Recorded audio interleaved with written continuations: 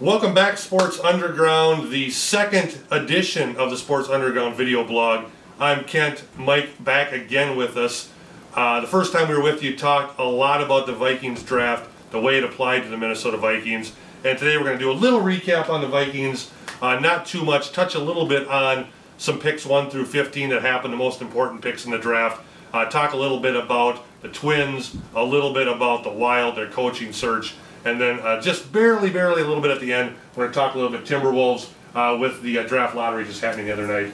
So a little bit of... Got to mention them. We do. They need a little love. They can never get enough. Oh, they do. So NFL draft, about 30 days out from that, so we can get a little bit of perspective. Obviously with the lockout, we haven't seen anyone play, anyone work out, no coaches raving, complaining, whatever. So we're just like everyone else, no matter how they think or how much more than us they think they know. Yeah. They really don't at this point. And we haven't had any reviews or anything like that, so it's tough to say. Right. So going right into it. Yeah, first pick in the draft, the Panthers, no surprise to anyone. They take Cam Newton. I've said in the past, probably the biggest chance to be a bust in the entire draft. Yep. But when you say that too, you got to say biggest chance to maybe be a superstar too. You never know. But they got to sell tickets. They got to get better in a hurry. Probably I don't know if it's their safest pick. Maybe it's the wisest pick. It could be, one of the top 2 or 3 best athletes in the draft. That's for sure. When you have number one, who else are you going to go after right now? That's true. Really. But 1 year in college was great in college. We'll see if that translates to the pros. Pick number 2, we had Marcell Dareus going to the Denver Broncos. Of course, they surprised everyone. Took Von Miller.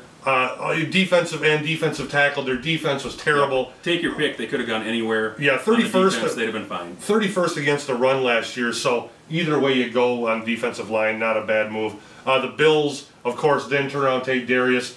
Maybe the second best player in the draft, but getting him at 3, nice value for him there. Yep. They could have used either one of those guys, so not an issue there. Pick 4, the Bengals. We had them taking Blaine Gabbert. The only reason I touch on this at all is that we did say maybe A.J. Green, then they go after Andy Dalton in the second round. Exactly what happened. Bengals have a lot of holes, though. Don't look for them in the playoffs in the near future. Yeah, not sure if receiver's the right route for them to go, but it's what they did. Right.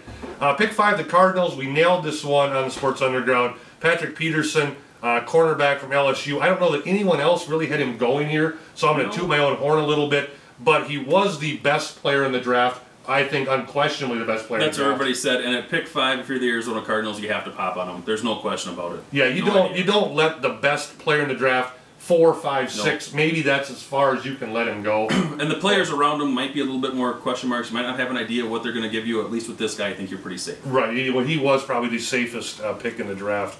Then you go to pick 6. Cleveland trading that pick to Atlanta. That's kind of why pick 6 is big news. Julio Jones. Atlanta gave up the farm for him. And we had talked a little bit off camera about if you're looking at the best receiver in the NFL, arguably Larry Fitzgerald, Andre Johnson, take your pick on those guys. Would you give up as much as the Falcons did to get an unproven rookie? I don't think you would. Maybe not, but if I'm the Falcons specifically, probably. Maybe if it makes sense to what you think you need to get past the Packers, arguably the best team in the NFC. If that's what you think you need to get past them and you have to give that up, maybe because they're not that far away. If I'm the Vikings or if I'm the Rams, probably not. Right. And you talk about trying to get past the Packers. Offensively, I know they didn't have that great of an NFC divisional playoff game against the Packers. Matt Ryan was picked off a few times, some bad throws, but it didn't look like offense was their problem. It looked a little more defensive-wise. The Packers ran some crossing routes, got some guys loose in the secondary. I would have maybe looked to strengthen that defense with the Packers, unless you figure you can't stop them, you need to shoot it out with them. And that's fine, but the thing is, who's that player then for them? Right here? Not necessarily even here, but at 20, they have 27, 20, 29. Right. Who is that player then that helps them there? Right. They might have made the wisest choice in the draft. We don't know yet, but definitely the biggest shock in the draft, moving up to number 6. Yeah, and they obviously must have felt pretty strongly about Julio Jones to move up that high, to make that kind of a move. I know, I like him. He was fun to watch. Absolutely. Pick 8, just going to touch a little bit because of the shocker that Jake Locker goes number 8. You know, we talked about him at the Vikings, maybe at 12, and we thought that was a reach at 12. And I think they'd be interested in him if he was there. Right. But definitely a surprise that he went to the Titans at number 8. Well, you have a new coach. You get rid of Vince Young. Going directly opposite of what they had in Vince Young, directly opposite. Maybe a little safer pick, a little bit more stay-at-home quarterback, but definitely a guy with a big arm, but a big question mark, too. Right. More of a leader. He looks like he's going to have some leadership qualities where you look at Vince Young and the leadership qualities went out the window with him a long time ago, throwing the shoulder pads, you know, almost having the meltdown. Him and Jeff Fisher at each other's throats. It seemed like every week. So you get rid of Fisher, you get rid of the quarterback, you bring someone completely new in, and you turn the future of your franchise over. Well, it's nice to get new blood in there. Was Fisher there 14 years more? Right.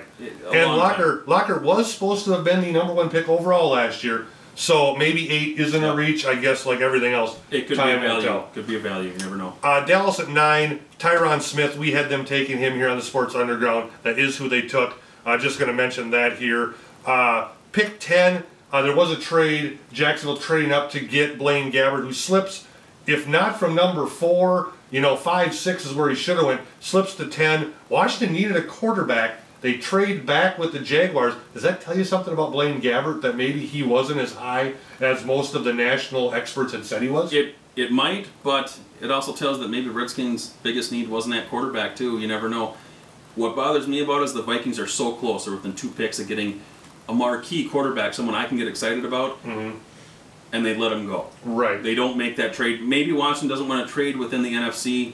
Maybe the price is too high without having that third-round pick that we don't. You know, we gave him the Randy Moss deal. We already lost that. We can't afford to lose a second-round pick, a fourth-round pick, whatever it may have been. Yep. The price might have been too high for the Vikings to move up right there. Then you get to pick 12 with the Vikings. We had them taking Nick Fairley, Fairley on the board at that time. They decide to go a completely different direction. They take Christian Ponder. They get their quarterback of the future. They're in love with him. We're going to touch on him a little bit more. I just want to get through another pick here. Pick 13 with Detroit. They do take Nick Fairley. They've now set themselves up for the next 10 years.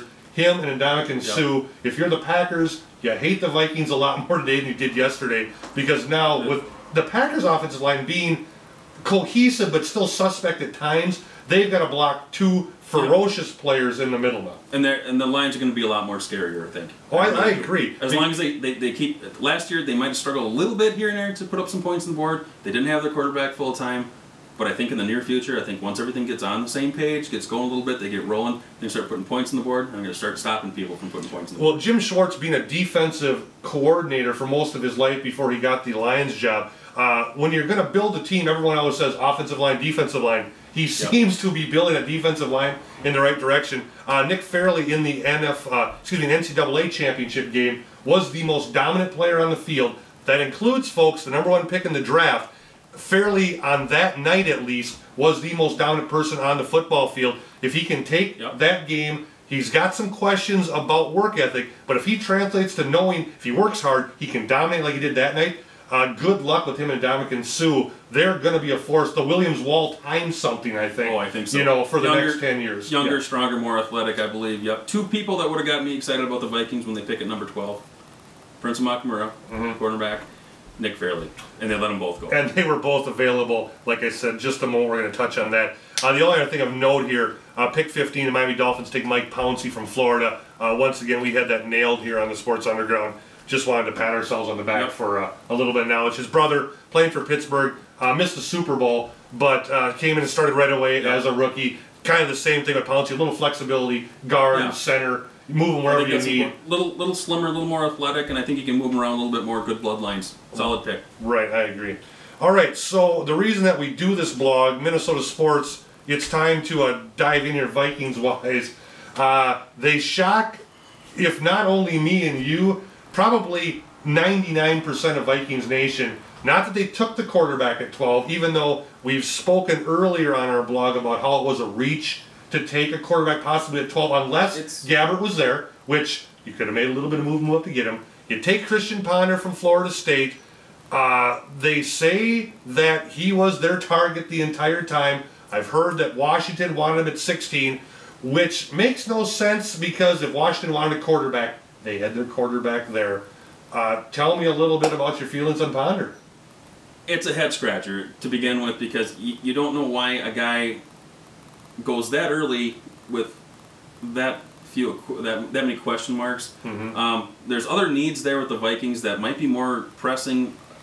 I think there's better players, more dominant players at their position that were available to the Vikings that they could have used right away than Christian Ponder at quarterback. I think you can get him or a similar type quarterback in the second round, possibly even the third. Ryan Mallett ended up going in the third round. Right. And the thing is, I think when you're picking at 12, what we had talked about a little bit was you want to get at least the best player at some position. You had the best or 1 or 1A defensive tackle on the board. You had the 1B cornerback available on the board. And you had some number 1 offensive lineman on the board.